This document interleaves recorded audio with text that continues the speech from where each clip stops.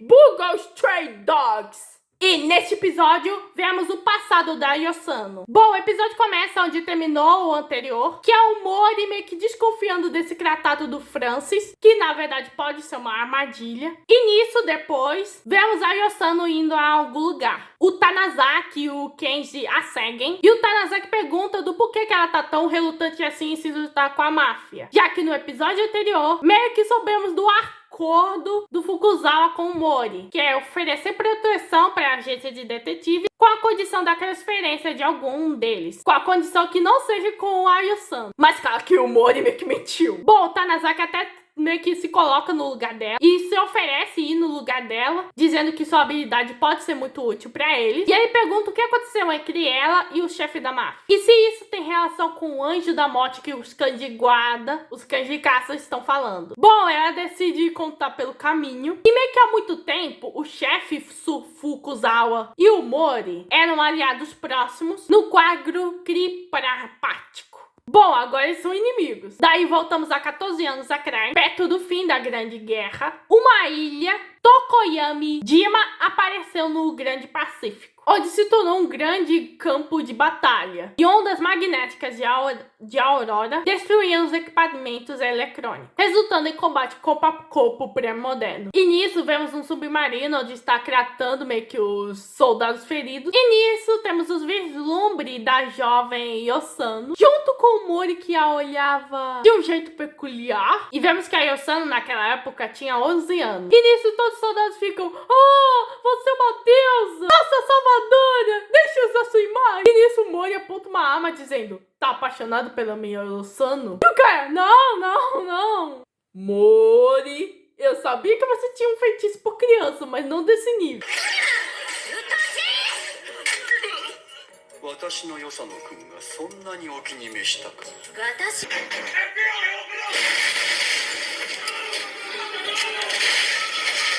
E aí o Yosano fica: "Desde quando você me diz que eu sou sua?" Bom, ele fala que é o superior dela e tem o direito de corrigir sua atitude de linguagem. E meio que ela tava trabalhando numa loja de doces até que o Mori meio que a carregou. Meio que o Mori vai olhando pra ela e fala: "Tu é tão obstinada.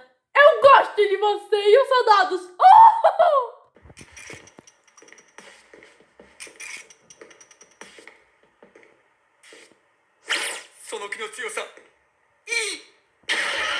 Bom, daí ela vê um soldado que tá lendo meio que poesia. Bom, ela não tá pedindo pra ele agradecer com água dos olhos, mas ele parece não ter intenção de voltar pra correr pra frente. Bom, ele fala que está melhor. E daí ele surge com uma borboleta que voa na cabeça dela e se tornando o pingente que a gente conhece. E ele agradece a referindo de anjo. A fazenda fica curadinha e o cara: "O que está fazendo com ela?"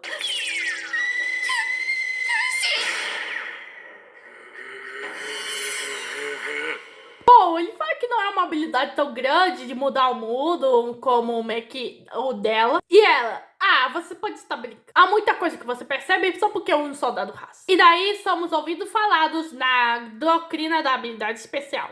E muitas guerras estão rolando, começando a mudar o próprio conceito de guerra. E se eles quiserem prevalecer, eles precisam provar para os seus superiores o mais rápido que puder. E meio que o Mori: "Veja o que você viu, meu artigo sobre regimento imortal." Bom, eu só não sabe do que o Mori está falando. Ela só veio para salvar a vida das pessoas. Enquanto isso, no campo de guerra, meio que os soldados do outro lado não acham eles uma ameaça. E o pior é que eles não são. E eles estão muito desamados em grande número. Mas eles falam: "Bom, temos a nossa anja ao nosso lado." E meio que tá tudo calmo até que veio algo que meio que explode o campo de batalha. Bom, daí o soldado acorda e meio que ele tá com a Yosano. Bom, ela tratou 80 pessoas de uma vez. E o pior é que só teve corpo restaurado. E ela só pode meio que curar as feridas, mas não a mente. Bom, os que não morreram voltaram pela frente. E estão carentes de homens. Bom, ela acha esse papo de anjo uma ova, já que ela tá curando pessoas pra que elas morram novamente. Bom, o soldado fala que ela está errada. E meio que ele mostra um pingente do número de vidas que ele salvou de uma vez. E também um número de quantas vezes a Yosano salvou sua vida. E hoje foi a 5ª vez. Meio que ele escreve no pingente escrito verdadeiro. E aí tem essa sensação que algo apenas foi criado no mundo, sendo essa a sua justiça. Se não fosse pela Yosano, ele nunca teria a chance de encontrar seus pais e irmão novamente. E ele está feliz por estar com a Yosano e agradece. A Yosano fica muito agradecida. E nisso, um soldado já chama o soldadinho. E meio que a frente tá numa situação pior ainda. E ela estava tratando soldados uma vez a cada 3 dias. E a situação continuou a piorar. E aqui não era mais correto chamar aquilo de guerra. E eles estavam lá sendo brutalizados. E a humanidade iria meio que ir, mas isso nunca aconteceu. Porque ela estava lá. E nisso vemos a Yosano traumatizada, já que vimos muitos soldados meio que feridos. Então Mori chama meio que a Yosano pro tratamento. Bom, a Yosano se recusa a meio que curar essas feridas, porque naquela altura já tava parecendo um inferno. E meio que o Mori já entende e fala, olha, eu tenho dificuldade de dizer não à garotinha. Mas o cara meio que mete terror psicológico e fala, você conhece os samurais, né? Eles falharam em entender a guerra com armas e canhões e pereceram. Na guerra seguinte, a nação que reconheceu os tanques como bestas que poderiam devastar o território inimigo, massacrou o inimigo. E nas batalhas navais, a nação não conseguiu realizar que os aviões são os donos do mar. E agora, habilidades especiais estão mudando a guerra. E o papel da Yosano é que os militares entendem essa mudança. Então ela força ele fazer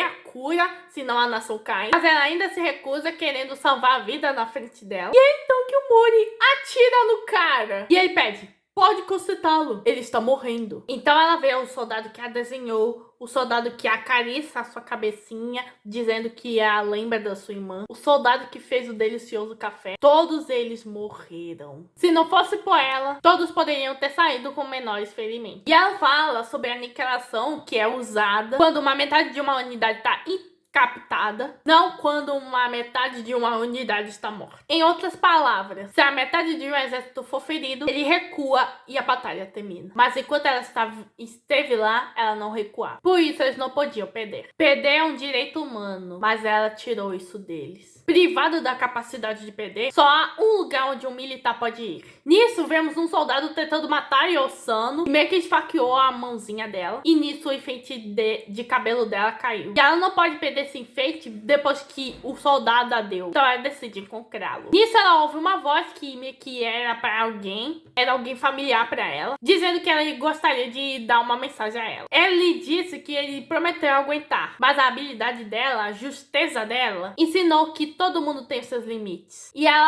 ele fala que ela é mais do que um anjo. Ela desceu do campo de batalha como um anjo da morte. Então ele pede pra ela dizer à família dele que ele dá um adeus. E nisso vemos o soldado que meio que ela mais amou, que era o favorito dela, meio que se suicida fazendo cosplay de Saori. Eu não vou mostrar a imagem porque a imagem é bem forte. E também por um motivo bem pessoal, sobre o que aconteceu com a Irioru. Vemos que antes dele morrer, escreveu uma placa escrito, você é muito justo. E a coitada, meu Deus, ela sofreu muito. Bom, a memória dela ficou um pouco vaga depois disso. Mas pelo que ela ouviu, ela foi presa colocando explosivo para tentar explodir um porta-aviões. E mesmo depois da guerra, ela foi mantida isolada numa instalação. E meio que ela não pensava na alternativa de escapar, até que uma pessoa que ela pior imaginava fez isso por ela. 3 anos após o fim da guerra, o Mori a encontrou novamente e precisa da sua habilidade. Só que aí é na hora que o Fukuzawa meio que enfrenta o Mori. O Fukuzawa fala indignado e com razão com o Mori, junto com a Elise, se arrastaria a Yosano de novo pro inferno e que agora ele tá fazendo o papel de demônio. E ele fala que ela é o próprio pilar da paz da cidade. Um exército mortal liderado pela Yosano, que é mais adequado para derrotar o formidável chefe do Porto da Máfia. Mas pro Fukuzawa, mais adequado é a bunda dele. E que o raciocínio dele carece humanidade. E o cara, a guerra é um jogo que aquele primeiro que pega a humanidade perde. Então nossa aliança termina hoje. E daí, depois deles brigarem, vemos que o Rampa meio que tá carregando meio que a Yosano, dizendo que brigas de adultos são sempre pomposas. E eles falam que estão a libertando do chefe dela. Mas pra ela fala, não, me leve de volta. Ela fala que ela não pode sair. Ela fala que a habilidade dela salva a vida, torna muito fácil e faz a vida das pessoas parecer barata. Então ela não pode viver. Bom, Rampo acha estúpido, não dando a mínima. Então pergunta do porquê que ela não desiste de usar sua habilidade especial. Pergunta do porquê que todo mundo tentou usar sua habilidade. Bom, ele fala que a sua dedução é a melhor habilidade especial do mundo e nenhuma outra habilidade pode. Bom, ao lado dele, ele pode resolver todos os seus problemas. E se ela duvidar das suas próprias habilidades, ele pode provar pra ela. E nisso, o Rumple faz um truque de magia e dá a ela o emblete de borboleta dela. Bom, ele fala que encontrou numa velha transportadora. Ele fala que sabe de tudo. Então ela se questiona o que ela faz agora. Já que as pessoas que passaram por ela ou gostaram dela, morreram por causa dela. E sempre haverá assim. Então o Rumple fala, olha, existe um lugar no mundo que ninguém precisa de você. Junta-se às agentes de detetives, já que eles não querem sua habilidade especial. Eles querem essa gentileza. E ele que meio que não quis. E ela não queria que ninguém morresse. E é por isso que ela tá com tanta essa dor. E ele quer convidá-la por ter tanta essa bondade. E ela chorando, meus amigos. Aí Rumple ganhou mais uma vez meu respeito. 君の異能が欲しいんじゃない。欲しいのはその優しさだ。その優しさがあるから君を誘いたい。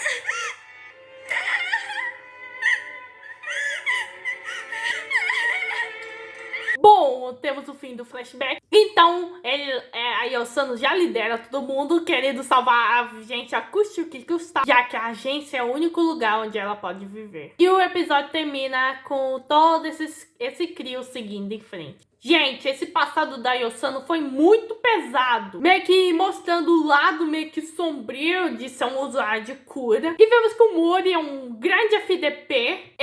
O Fukuzawa tem razão. O raciocínio dele carece meio que humanidade. E o Rumple, meus amigos, mais uma vez cativando corações. Esse foi o episódio 9 da 4ª temporada de Bungo Stray Dogs. Se inscreva no canal, ative o sininho, compartilhe. Eu mando Tobias e fui.